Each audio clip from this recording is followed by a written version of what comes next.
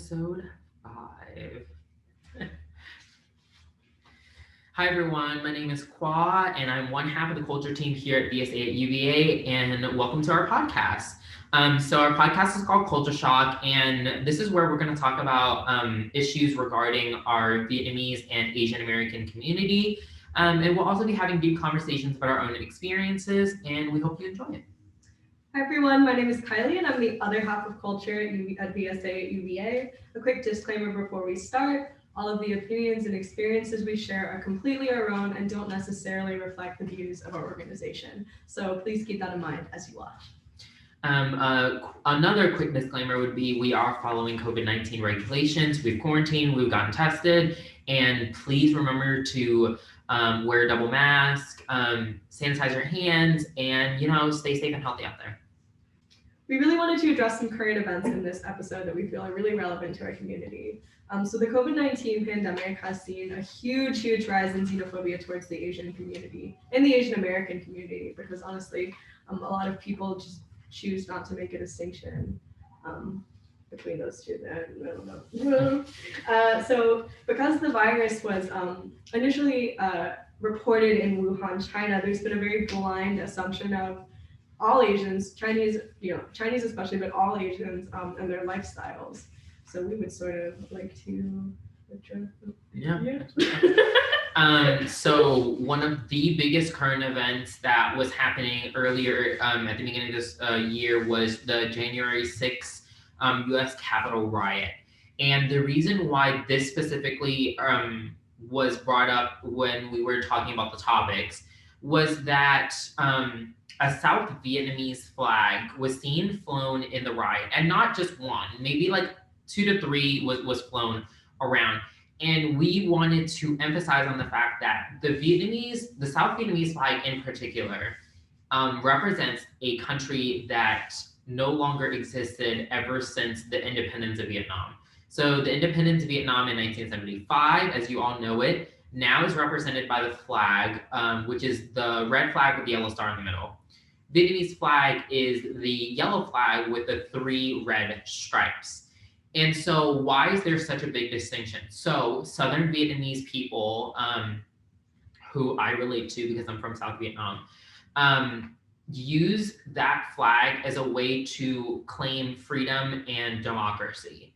The current flag, not to say that we don't necessarily like it, but it represents something else within the South Vietnamese community. It represents a little bit more of the darker times of war, and also represents communism, which is what Vietnam is currently under. Some argue that it's socialist, but we do not get into to the political side of that. Just know that it is a big distinction.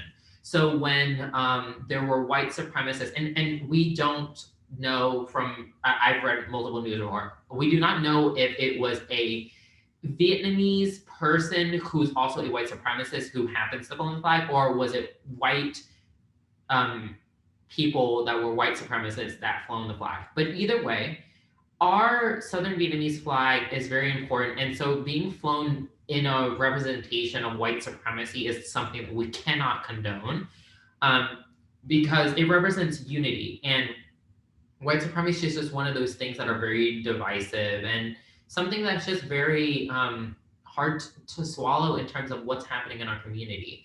And so for the white supremacists to flew up the flag, it was almost in a sense of disrespect, and it kind of goes into the idea of symbolism and its values. So we don't want it to seem that like our flag really means something important, so therefore we don't really want it to be valued a certain way. And so now that it's being seen on the news, but it's not necessarily being seen on the news in a positive light. So that's something that we want to emphasize, is that know what symbolism is representing Vietnamese or Vietnam as a whole in a good light, and know that which symbolism is representing Vietnam in a bad light. And so, reach out, talk to your parents, talk to your elders about like what they considered as appropriate. Like a lot of people have arguments about calling the city Ho Chi Minh City, and a lot of people just eventually call it Saigon because they don't want to necessarily say Ho Chi Minh's name. Yeah, to sort of add on my own experience to that, growing up in the U.S. in a in a less Vietnamese community, in a non-Vietnamese community, there was a lot less context given to me about flags and about symbols like that. I don't think I knew that there were two Vietnamese flags until I was a little older.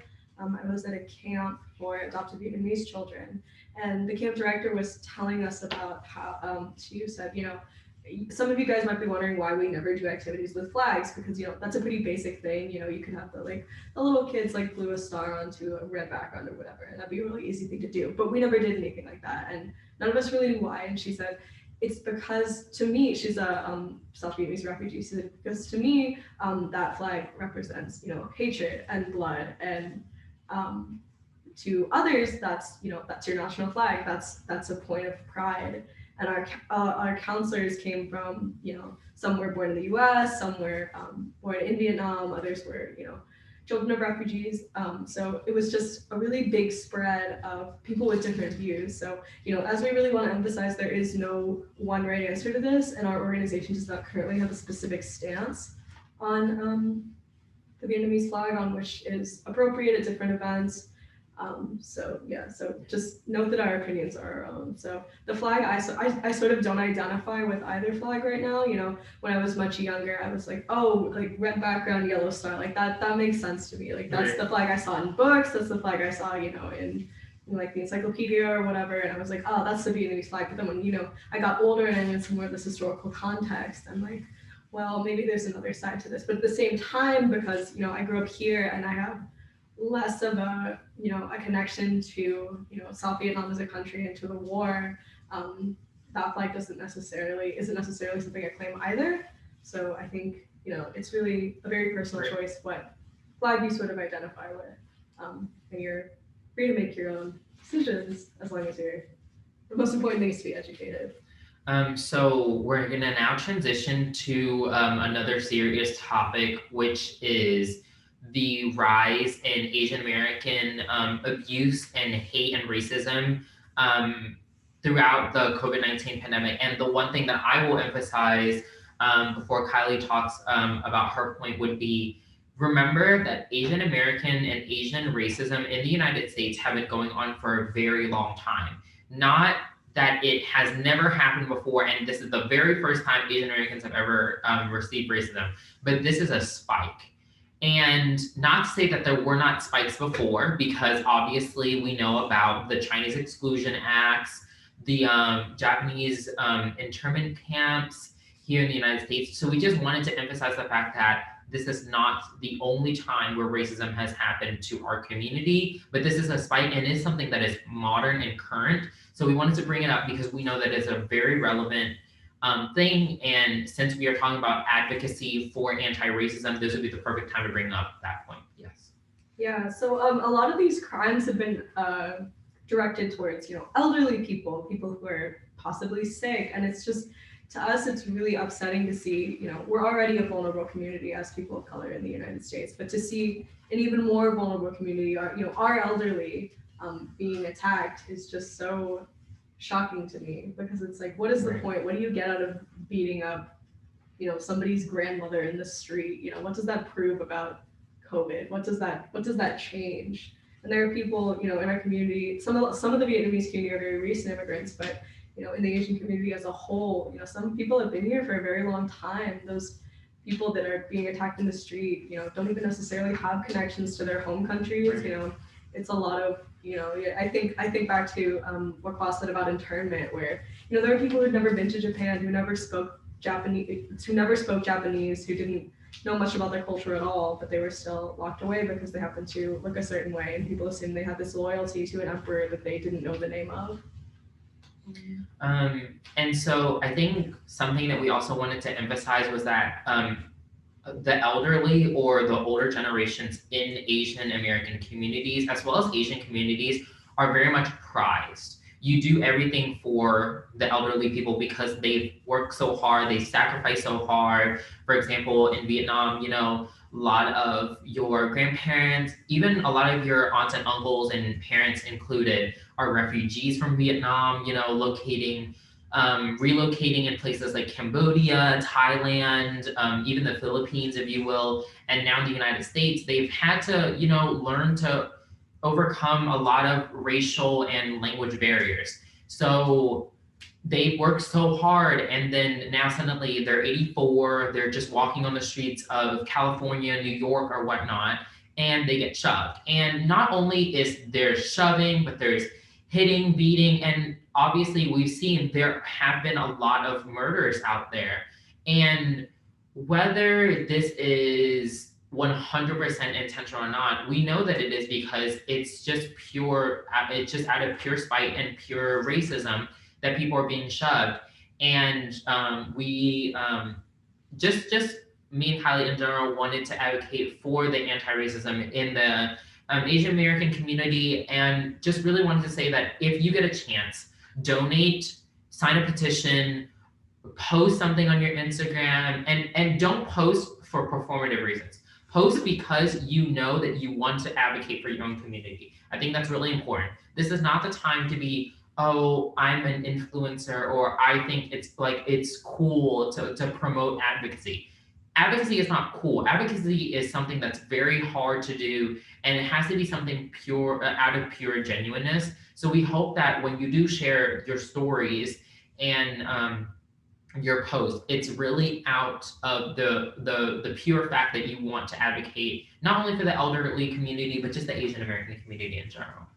Yeah, one thing that we also want to note is that, we can't use the spike in hate crimes against Asian Americans as an excuse for anti-Blackness. Right. We absolutely cannot do that. I've seen a lot of people with perhaps good intentions going around saying, well, the Asian community is not, like, the beatings in the Asian community aren't being covered. And that may be true, but that is not the fault of Black people, who are dealing with their own issues of police brutality and inequality. It's not, as Boss said, it's not like, it shouldn't be us against each other, it should be us against white supremacy. So making sure that you're cognizant of, where your allyship is and what allyship you're displaying is so important, because I've seen definitely just way too much subtle anti-Blackness disguised as Asian advocacy. Yeah. And we hope that you're able to go out there and find your own resources and stuff like that. But just a few recommendations would be the Hate is a Virus campaign, which is really important right now in terms of advocating for anti Asian American and anti-racism in general. And so I think it's, and what I mean by anti-Asian American, I mean anti-Asian American racism, just to be politically correct. But I think it's something that is really important out there, and not to just buy a t-shirt or to buy a pin or just to donate because you feel obligated to. It should be that that your donation will come and help somebody else. And we've seen a lot of increase in Asian American celebrities also speaking out, but also celebrities from all form of ethnicity, race, gender, and sexuality, and everything. And so just know that, fight for your own community, but also learn that can you do something else to help someone else's community. So we hope that this conversation has been good, and we hope to see you next time on Culture Shock. Bye. Thank you.